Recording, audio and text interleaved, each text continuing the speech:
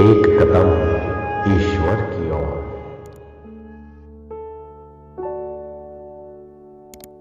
निर्वाण प्रकरण उत्तरार्ध 27वां सर्ग। चित्त का स्पंदन होने पर आत्मा में स्पंदन का भ्रम हो जाता है। इससे जगत की सारी विभूतियां उत्पन्न होती है। चित्त की शांति से आत्मा में स्पंदन भ्रम की शांति होती है और इससे अपने असली स्वरूप में अवस्थान होता है। यह वर्णन। महाराज वशिष्ठ जी ने कहा, भद्र, आप लौकिक पचड़ों से परे हो जाइए, अपनी आत्मा को शांत बनाइए और जो कुछ भी प्राप्त हो जाए उसका अनुसरण करते चलिए।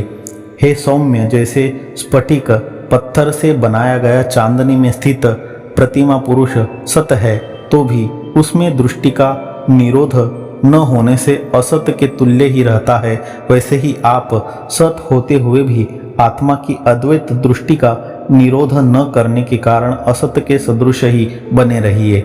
यह जो असीम आत्मा है वह जब तक ज्ञान नहीं रहता तब तक स्वयं एक होता हुआ भी सबके रूपों में यानी अनेक रूपों में स्थित है, परंतु ज्ञान हो जाने पर न तो वह एक है और न सर्वात्मक अनेक है, यानी न वह व्यष्टि रूप है और न समष्टि रूप ही है, क्योंकि ज्ञान काल में सभी बाधित हो जाते हैं। ऐसी स्थिति में उसमें अनेक रूपता की कल्पना ही कहाँ रही। प्रत्येक शरीर की उत्पत्ति और विनाश तथा 7 बित्ते के नाप से आत्मा का नाप अनुभव में आता है, अतः आत्मा की नाना रूपता मान ली जाए, इसमें कौन सी आपत्ति है। इस पर कहते हैं, जो चेतन आत्मा वस्तु है वह परिपूर्ण आदि अंत से रहित व्यापक तथा आकाश के तुल्य निर्मल है। इसलिए शरीर की उत्पत्ति एवं नाश होने पर उसकी उत्पत्ति या विनाश कैसे हो सकता है, उसका क्या बन बिगड़ सकता है।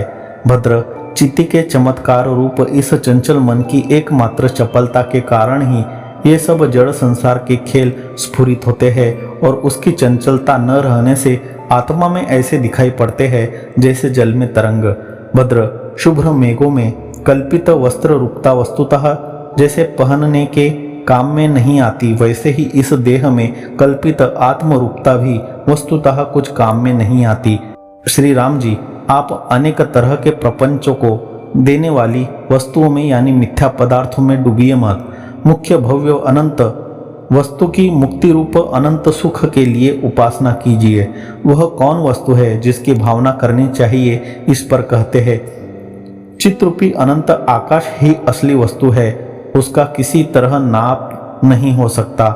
जिनका आत्मा एक रूप बन गया है उनके लिए यही सबसे बढ़ चढ़कर उत्तम वस्तु है। श्री राम जी, इसी एक वस्तु में आपका चित्त सदा रमण करे, उसका क्या फल है, इस पर कहते हैं, इस प्रकार के निश्चय से युक्त हुए आप ही अज्ञान रूप बंधन से निर्मुक्त निरंजन है। उक्त निश्चय ध्याता, ध्यान और ध्येय से शून्य अर्थात त्रिपुटी शून्य है, त्रिकाल में बाधित होने वाला नहीं है। ध्याता, ध्यान और ध्येय इनमें कोई भी सत्य नहीं है, यानी त्रिकाला बाधित नहीं है। दर्शन आदि त्रिपुटी उसकी बाधक कैसे, क्योंकि वह त्रिपुटी भी ध्यान त्रिपुटी के ही समान है। इस शंका पर कुछ विशेष कहते हैं। दृष्टा, दृश्य और दर्शन चित्त की ही विभूतियां हैं। तात्पर्य यह कि दर्शन प्रमाण से उत्पन्न तथा वस्तु के अधीन है, पुरुष के अधीन नहीं। इसलिए वृत्ति से अभिव्यक्त परमार्थ चित्त की उसमें प्रधानता तथा अज्ञान की बाधकता अर्थात निवर्तकता ही विद्यमान है। इस परिस्थिति में दृष्टा आदि परमार्थ भी चैतन्य की ही विभूति ठहरी। ध्यान न तो प्रमाणजन्य है और न वस्तु के ही अधीन है, किंतु पुरुष की इच्छा का अनुसरण करने वाला है।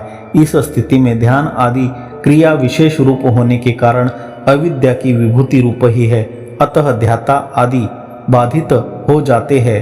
दूसरी बात यह है कि जो जो जड़ वस्तु है वह सब ज्ञान से भिन्न अर्थात पृथक दिखाई नहीं देती, अतः जितने दृश्य है वे सब दर्शन का ही अनुसरण करने वाले हैं। ध्येय तो ध्यान के बिना भी अलग रहता है, अतः वह ध्यानानुसारी नहीं होता, यह विशेष है। सबसे विशेष तो यह है कि ज्ञान निर्विकारी है, यह कहते हैं। जैसे प्रतिपदा के चंद्रमा के उदित होने पर समुद्र क्षुब्ध होता है और जैसे प्रलय काल की वायु बहने पर समुद्र सूख जाता है, वैसे आत्म तत्व न क्षुब्ध होता है और न सूख जाता है, वह सदा एक रूप और सौम्य रहता है। तब चिति की विभूति, दृष्टा आदि त्रिपुटी कैसे? इस प्रश्न पर एकमात्र विवर्त भाव से यह उत्तर देते हैं। जैसे नाव पर यात्रा कर रहे पुरुष को तीरस्थ स्थिर वृक्ष, पर्वत आदि कंपित हो रहे से प्रतीत होते हैं, अथवा जैसे शुक्ति में रजत बुद्धि होती है, वैसे ही चिति में यह देह आदि अंतकरण को प्रतीत होते हैं। इस रीति से देह दृष्टि चित्त की कल्पना करती है, देह और चित्त की दृष्टि जीव की कल्पना करती है, और जीव दृष्टि देह चित्त की कल्पना करती है। यूँ सभी शुद्ध चैतन्य में ही विवर्त है, यह कहते हैं। जैसे देह आदि चित्त के है, वैसे ही चित्त भी देहादि का है, इसी तरह जीव भी है। इस परिस्थिति में परम ब्रह्म पद में द्वैत ही कहाँ रहा? ब्रह्म दृष्टि से तो सब एक ही है, यह कहते हैं। आत्म तत्व के ज्ञान से तो यह सब केवल शांत ब्रह्म स्वरूप ही है, दूसरा जगत आदि पदार्थ कुछ भी नहीं है और न कोई दूसरी भ्रांति ही है। हे श्री राम जी, जैसे आकाश में अरण्य नहीं रहता, अथवा जैसे बालू में तेल नहीं रहता, या जैसे चंद्रबिंब में बिजली नहीं रहती, वैसे ही चित्त में देह आदि कुछ नहीं रहते।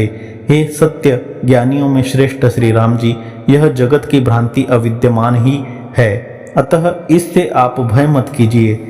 यही बात परम सत्य है, यह आप जानिए। भद्र, अभी तक जो आपको भ्रम रहा कि जगत वस्तु की ही सत्ता है और ब्रह्म सत्ता है ही नहीं, वह आज ही मेरे उपदेश से शांत हो गया। अब दूसरा बंधन देने वाला क्या रहा, अर्थात कुछ नहीं। थाली, पुरवा, घड़ा आदि जैसे केवल मिट्टी ही है, वैसे ही यह जगत केवल चित्त ही है। यह विचार से तो क्षीण हो चुका है। हे श्री राम जी, अब आप मेरे सौम्य उपदेश से अहंकार से पहले अलग हो जाइए, फिर संपत्तियों में इच्छा, हर्ष और आपत्तियों में विषाद से रहित हो जाइए। वैभवों के उत्कर्ष और अपकर्ष में, अर्थात बढ़ने घटने पर भी एक से रहिए। कभी भी मेरे उपदेश का विस्मरण कर, यानी अपने स्वरूप स्थिति की दृढ़ता का परित्याग कर स्थिर मत बैठिए। तत्व ज्ञान के बाद यदि प्रमाद हो जाए या प्रबल प्रारब्ध रह जाए तो उससे हर्ष शोक भी होते रहेंगे और उनके कारण फिर संसार भी होगा ही। इस पर नहीं, यह उत्तर देते हैं। हे अपने कुल रूप आकाश के चंद्रमा श्री राम जी, यदि आप ब्रह्मात्मा ही एकता रूप वस्तु को भली भांति जानकर अवस्थित है, तो चित्त में संताप पहुंचाने वाले हर्ष शोक इच्छा आदि दोषों को छोड़कर रहिए या उनका अनुसरण करते रहिए। आपको फिर संसार आ ही नहीं सकता। 27वां सर्ग समाप्त।